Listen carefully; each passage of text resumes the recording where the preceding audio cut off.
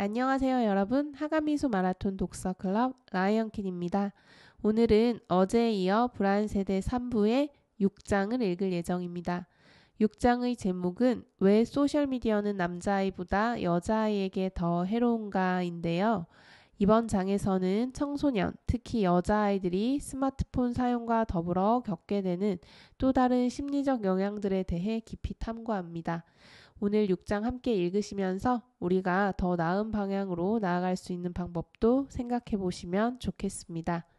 그럼 213페이지부터 함께 읽어보겠습니다. 6장 왜 소셜미디어는 남자아이보다 여자아이에게 더 해로운가? 알렉시스 스펜스는 2002년에 뉴욕주 롱아일랜드에서 태어났다. 알렉시스는 10세가 된 2012년 크리스마스에 아이패드를 처음 받았다. 처음에는 그것을 웹킨즈를 하는데 사용했다. 그런데 5학년이던 2013년에 일부 아이들이 왜 그런 유치한 게임을 하고 노느냐고 놀리면서 인스타그램 계정을 개설하라고 권했다. 부모는 기술 사용에 매우 세심한 주의를 기울였다. 침실에서는 화면 사용을 엄격하게 금지했다. 알렉시스는 남동생과 함께 거실에 공용 컴퓨터를 사용해야 했다. 부모는 어떤 앱들이 깔려 있는지 보기 위해 알렉시스의 아이패드를 자주 조사했다. 그들은 인스타그램은 안 된다고 말했다. 하지만 많은 어린이 사용자처럼 알렉시스는 그러한 규율을 우회하는 방법을 찾아냈다. 알렉시스는 11세인데도 13세라고 말함으로써 인스타그램 계정을 스스로 개설했다. 그 앱을 다운로드받아 잠깐 사용하다가 부모가 보지 못하도록 삭제하곤 했다. 어린 사용자들로부터 화면에서 그 앱을 계산기 아이콘 밑에 숨기는 법을 배운 뒤로는 굳이 삭제할 필요도 없어졌다. 결국 부모가 딸이 계정을 갖고 있다는 사실을 알아채고 감시를 하면서 제약을 가하자 알렉시스는 부모 몰래 게시물을 올릴 수 있는 두 번째 계정을 만들었다. 처음에 알렉시스는 인스타그램을 하면서 기분이 한껏 들떴다. 2013년 11월에 이렇게 썼다. 인스타그램 팔로워가 127명을 돌파했다. 좋아. 팔로워가 10명일 때 행복과 흥분을 느꼈다고 한다면 이것은 실로 경이롭다. 하지만 그 다음 몇 개월이 지나는 동안 알렉시스의 정신건강은 나빠졌고 우울증 증세가 나타나기 시작했다. 인스타그램의 계정을 처음 만든 지 5개월이 지났을 때에는 그림과 같은 그림을 그렸다. 계정을 개설한 지 6개월이 지나자 인스타그램의 알고리즘이 알렉시스를 위해 골라주는 콘텐츠는 처음 관심사였던 피트니스에서 모델들의 사진으로, 그 다음에는 다이어트 조언으로, 그 다음에는 프로아나로 변했다.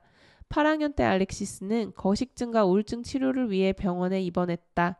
그리고 나머지 10대 시절을 섭식장애와 우울증과 싸우며 보냈다.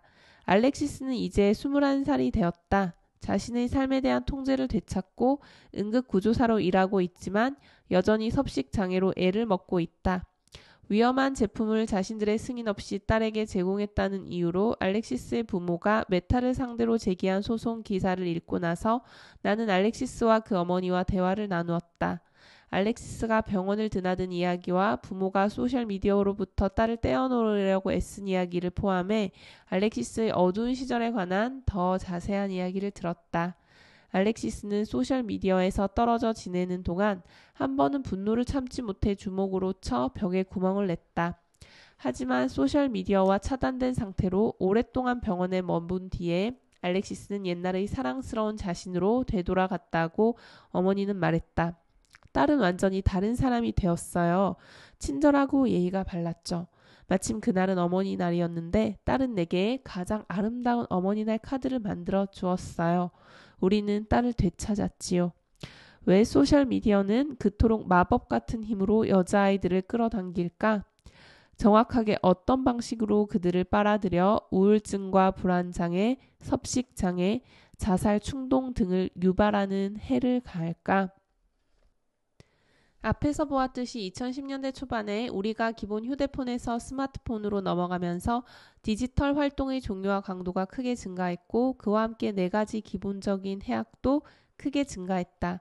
2013년 무렵에 미국과 그 밖의 영어권 국가들에서 정신과 병동들이 불균형적으로 여자아이들로 꽉 차기 시작했다. 이 장에서는 왜 소셜미디어가 남자아이보다 여자아이에게 더 큰 해를 끼쳤는지 그 이유들을 살펴볼 것이다.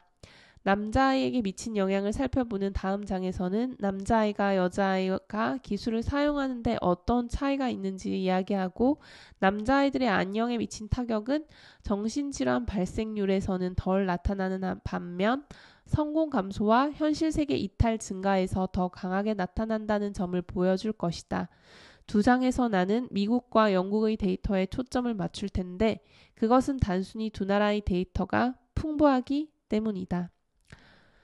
소셜미디어가 여자아이에게 해롭다는 증거. 소셜미디어 플랫폼은 앞장에서 정의한 것처럼 사용자 제작 콘텐츠를 광범위하고 비동기화된 방식으로 공유하는 기능을 한다. 인스타그램에서 가장 원형적인 플랫폼에서 사용자들은 콘텐츠를 게시하고는 타인의 판단과 댓글을 기다린다. 이렇게 콘텐츠를 게시하고 기다리는 것은 사회 비교와 함께 남자아이와 젊은 남성보다 여자아이와 젊은 여성에게 더 크고 해로운 영향을 미치는데 이 차이는 많은 상관 연구에서 일관되게 나타난다. 이 연구들은 대개 10대에게 기술 사용 방식과 정신건강에 대해 묻고 특정 기술을 더 많이 사용하는 사람의 정신건강이 더 나빠지는지 살펴본다. 여기서 일부 연구에서는 해롭다는 증거를 찾지 못했다는 점을 언급해야 할 것 같다. 한 유명한 연구는 디지털 미디어 사용과 해로운 심리적 결과 사이의 연관관계는 감자를 먹는 것과 그러한 해로움 사이의 연관관계로 비슷할 정도로 0에 아주 가깝다고 보고했다. 하지만 진트웨이와 내가 동일한 데이터 세트를 재분석하면서 소셜미디어와 여자아이의 나쁜 정신건강 사이의 연관관계에 초점을 맞추자 훨씬 더 큰 상관관계가 나타났다. 이제는 감자를 먹는 것 대신에 폭음을 하거나 마리화나를 피우는 것에 비교하는 것이 더 적절해 보였다. 분명하고 일관되고 상당히 큰 상관관계가 과도한 소셜미디어 사용과 여자아이의 정신질환 사이에 나타나지만 그러한 관계는 모든 10대의 모든 디지털 활동을 살펴보는 연구와 문헌 리뷰에서 묻히거나 축소된다. 피해의 증거가 약하다고 보고하는 저널리스트들은 대개 이런 연구들을 언급한다. 아래 도표는 큰 상관관계를 보여주는데 이 그래프는 영국에서 2000년경에 태어난 아동 약 1만 9천 명을 청소년기가 지날 때까지 추적 조사한 밀레니엄 코호트 연구 데이터를 보고한 것이다. 이 그래프는 우울증 환자로 간주할 수 있는 영국 10대의 비율을 평일에 소셜미디어에 쓴다고 보고한 시간에 대한 함수로 보여준다. 남자아이의 경우 본인이 과도한 사용자라고 말하지 않는 한 소셜미디어에 쓴 시간만으로는 유의미한 정보를 얻을 수가 없다. 남자아이는 하루에 2시간 이상을 쓸 때에만 곡선이 상승하기 시작한다. 여자아이의 경우 더 크고 더 일관된 상관관계가 나타난다. 소셜미디어에 쓰는 시간이 많을수록 우울증에 걸릴 확률이 높아진다. 평일에 소셜미디어에 5시간 이상 쓴다고 답하는 여자아이는 소셜미디어에 시간을 전혀 쓰지 않는다고 답하는 여자아이보다 우울증에 걸릴 확률이 3배나 높다. 소셜미디어는 원인일까? 아니면 그저 상관관계에 불과할까? 상관 연구는 항상 다양한 해석의 여지가 있다. 소셜미디어 사용이 우울증을 일으키는 게 아니라 우울증이 소셜미디어를 사용하게 만드는 역상관관계도 존재할 수 있다. 유전학이나 지나치게 관대한 양육, 외로움처럼 소셜미디어 사용과 우울증 둘 다 초래할 수 있는 세 번째 변수도 존재할 수 있다. 한 사건이 다른 사건의 원인이라는 관계를 확립하기 위해 과학자들이 사용하는 주요 도구는 일부 사람들은 진짜 치료를 받는 집단으로 다른 사람들은 대조군으로 무작위로 배정해 실시하는 실험이다. 여기서 후자는 플라세보를 투여받거나 평소처럼 행동하며 살아간다. 이와 같은 실험을 가끔 무작위 대조 실험이라고 부른다. 일부 소셜미디어 실험에서는 영 어덜트에게 며칠 혹은 몇 주 동안 소셜미디어 접근을 줄이거나 아예 차단하는 치료법을 사용한다. 다른 실험에서는 영 어덜트를 실험실로 데려가 소셜미디어 사용의 일부 측면을 본뜬 상황에 처하게 한 뒤 그러한 치료법이 심리적 변인에 어떤 영향을 미치는지 조사한다. 예를 들면 한 연구에서는 대학생들을 소셜미디어 플랫폼 사용을 크게 제한하는 실험군에 무작위로 배정한 뒤 3주 뒤에 우울증 증상을 측정했다. 연구자들은 사용을 제한한 실험군은 대조군에 비해 3주 동안 외로움과 우울증이 유의미하게 감소했다라고 보고했다. 또 다른 연구에서는 10대 여자아이들을 무작위로 두 집단으로 나누어 인스타그램에서 가져온 셀피를 보여주었는데 한 집단에는 원래 상태 그대로의 사진을 보여주고 다른 집단에는 연구자들이 더 매력적으로 보이도록 수정한 사진을 보여주었다. 그 결과는 수정된 인스타그램 사진이 신체상을 직접적으로 낮추는 효과를 초래한다는 것을 보여주었다. 진트웨이와 잭 라우시와 내가 수집한 수십 건의 실험은 전체적으로 볼 때 상관 연구에서 발견된 패턴을 확인하고 확장시킨다. 그 패턴은 바로 소셜미디어 사용은 불안과 우울증 그리고 그 밖의 질환과 단순히 상관관계만 있는 것이 아니라 그 원인이라는 것이다. 소셜미디어는 개인뿐만 아니라 집단에도 영향을 미칠까? 이 모든 실험에는 큰 제약이 한 가지 있다. 이 실험들은 소셜미디어가 고립된 개인에게 미치는 효과를 조사하는데 이것은 마치 설탕 섭취가 건강에 미치는 효과를 조사하는 것과 비슷하다. 100명의 10대를 무작위로 배정한 뒤 석 달 동안 설탕 섭취를 줄이게 하고 이들에게서 대조군에 비해 건강 개선 효과가 나타나는지 보는 식이다. 하지만 소셜미디어는 설탕과 같은 것이 아니다.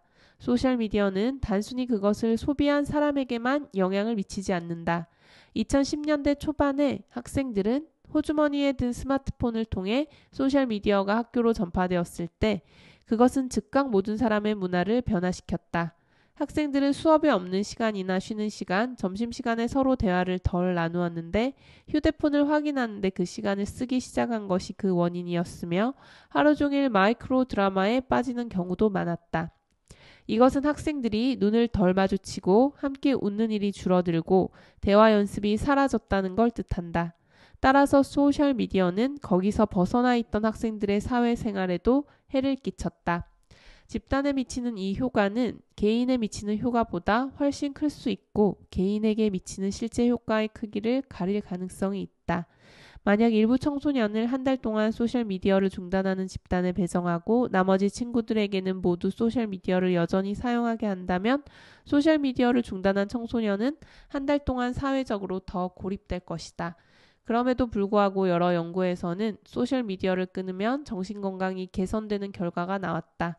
그러니 중학교 20곳의 학생 모두를 소셜미디어를 1년 동안 중단하는 실험군에 혹은 매일 아침 휴대폰을 보관함에 집어넣는 실험군에 배정하고 다른 중학교 20곳을 대조군으로 삼아 실험을 한다면 그 효과가 얼마나 클지 상상해보라.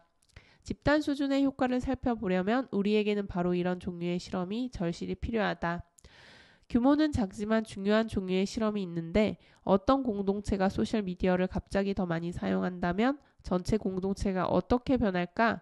라는 질문을 던짐으로써 집단 수준의 효과를 측정하는 것이다. 예를 들면 한 연구는 페이스북이 원래 소수의 대학교 학생들만 사용하던 것이란 사실에 착안했다. 페이스북이 새로운 대학교들로 확대돼간 그 다음 1, 2년 동안 그 대학교들에서는 아직 페이스북에 접근하지 않은 대학교들에 비해 학생들의 정신건강에 변화가 일어났을까? 그랬다. 정신건강이 나빠진 것으로 보고되었고 그 효과는 여학생에게서 더 크게 나타났다. 연구자들은 다음과 같이 보고했다. 한 대학교에서는 페이스북 사용이 시작되자 정신건강, 특히 우울증에 악화된 징후가 증가했으며 그 결과로 정신건강 진료와 치료 서비스 사용이 증가했다는 사실이 발견되었다. 또한 학생들의 보고에 따르면 정신건강 악화가 성적 저하로 이어졌다는 사실도 발견되었다. 메커니즘에 관한 추가 증거는 이 결과가 페이스북이 부정적인 사회 비교를 조장하는 데에서 비롯되었다고 시사한다. 나는 전 세계에서 고속인터넷의 확산을 살펴본 연구 5건을 검토해보았는데 5건 모두 고속인터넷이 정신건강에 손상을 입힌 증거를 발견했다. 데이터 속도가 느릴 때에는 스마트 기반 아동기가 도래하기 어려웠다. 예를 들면 광섬유 케이블과 고속인터넷 설치가 지역에 따라 제각각 다른 시기에 진행된 에스파냐에서는 어떤 일이 일어났을까?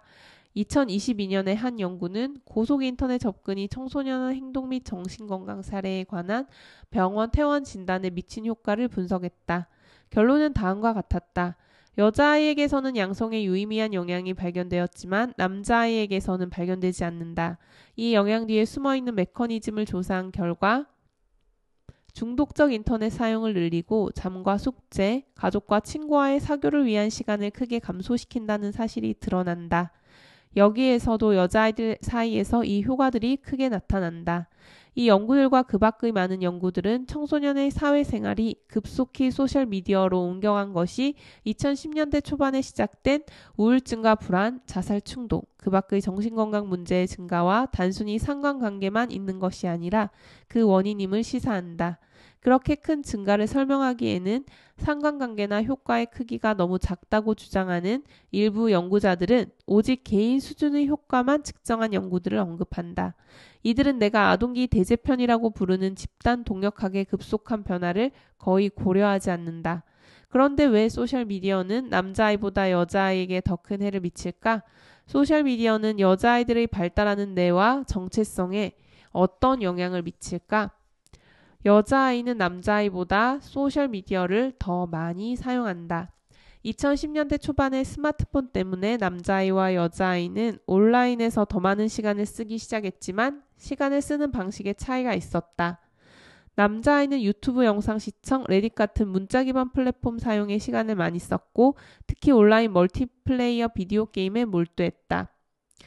여자아이는 시각 이미지 중심의 새 플랫폼들을 훨씬 많이 방문했는데 인스타그램을 주로 많이 사용했고 그 뒤를 이어 스냅챗, 핀터레스트, 텀블러를 많이 사용했다. 2017년에 영국에서 실시한 한 연구는 10대에게 가장 인기 있는 소셜미디어 플랫폼들이 불안과 외로움, 신체상 수면을 포함해 자신의 안녕 중 여러 측면에 미친 영향을 평가하게 했다. 그들은 5가지 앱 중에서 인스타그램을 최악으로 꼽았고 스냅챗을 그 다음으로 꼽았다.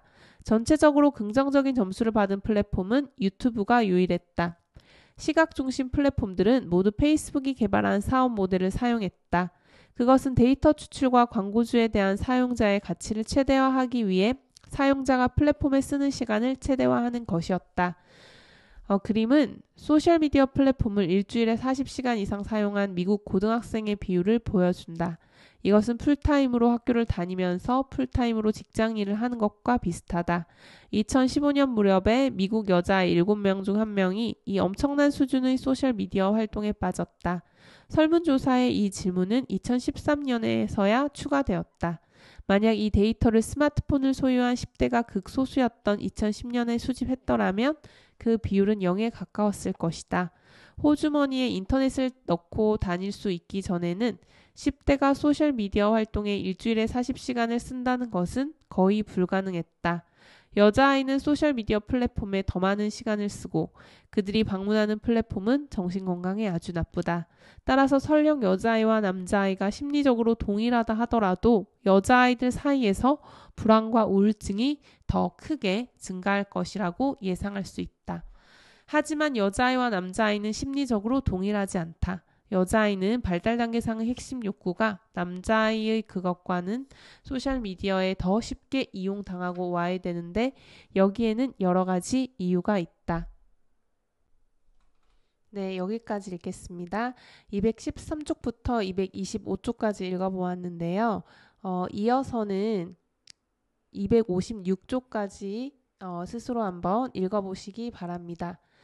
이어서 나오는 내용은 주체성과 융화성이라는 개념이 나오는데요. 주체성이란 말 그대로 자기 주장과 같은 속성을 포함하는 성질이고요. 융화성이란 남을 배려하고 공감하고 협력하는 그런 속성을 이야기합니다. 오래전부터 남자아이들은 주체성을 추구했고 여자아이들은 융화성을 추구하는 경향을 띠고 있는데요. 소셜미디어는 융화성의 욕구를 만족시키는 것처럼 보이지만 사실은 그런 욕구를 좌절시키기 때문에 융화성을 추구하는 여학생들에게 더 해로운 것이죠. 이어서 책에서는 여자아이가 남자아이보다 특별히 더 취약한 4가지 이유가 나오고요. 마지막 끝부분에서는 여자아이의 우정이 양보다 질이 더 중요한 것을 알고 많은 팔로워 수에 집착하기보다 자신을 진심으로 믿어주고 지지해주는 친구를 만드는 게 중요하다라는 메시지를 담고 있습니다. 자, 내일은 7장 남자아이들에게 무슨 일이 일어나고 있는지를 함께 읽어보도록 하겠습니다. 오늘 함께 해주셔서 감사합니다. 고맙습니다.